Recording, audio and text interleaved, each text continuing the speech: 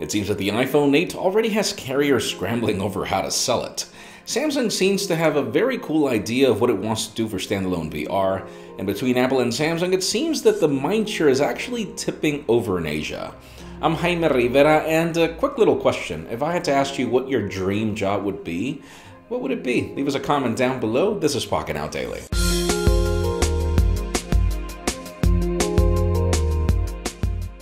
The official news today begin with some very interesting developments. I don't know if you've noticed, but over the past couple of weeks, Nokia has been making the news every single day. And it's because this company continues to do things that make a lot of logical sense in gaining back their limelight. One of these, for example, has to do with a partnership that the company has just made with Xiaomi. It seems that the company actually wants to work with Xiaomi's new chipset. In addition, apparently the companies are collaborating in patents, up to the point where it seems that Nokia wants to work on something that's VR related, and also wants to work on some sort of smartphone that uses Xiaomi's new chipset.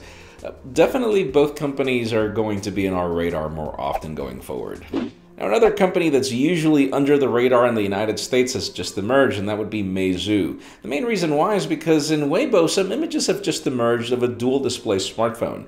Bear in mind, the only other smartphone that can do this is the Yoda phone, but with an e-ink display. This is actually a color display, even though smaller than your standard dual display that we've seen in the past. So let's see if that phone actually ever gets out of R&D. And speaking of R&D, Samsung seems to be working on a completely new approach to VR.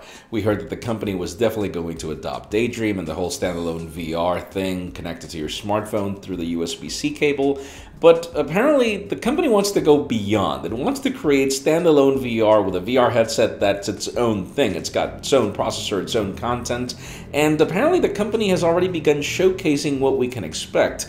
Now, obviously, this is very ambitious because no company does this. Currently, you either need a computer or a smartphone for this to work. So let's see how that goes.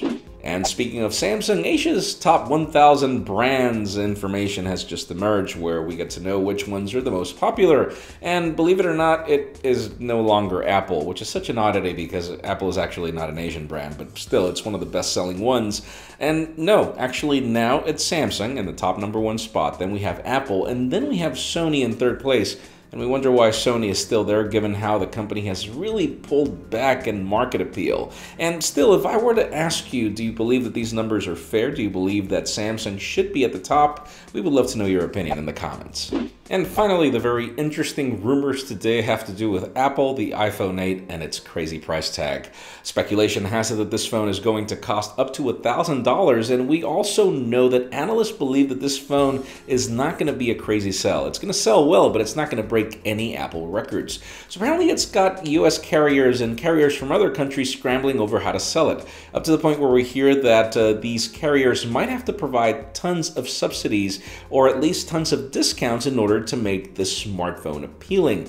And that's rather interesting. It's rather interesting to see that these companies are willing to sacrifice their own profit in order to just sell the iPhone, because clearly people will want this iPhone. But anyways, it leads me to the question today.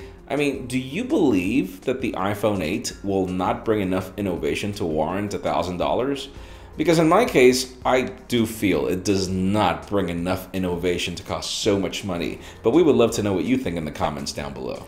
Friends, you know the way it goes. If you want to get the news earlier before the video is filmed, follow us on Pocketnow.com and hit that subscribe button down below for more videos like this one. You can also follow me on Twitter, Jaime_Rivera, and Instagram at Jaime Rivera. Please give this video a thumbs up if you like what you saw. I am Jaime Rivera. Thanks so much for watching. We'll see you tomorrow.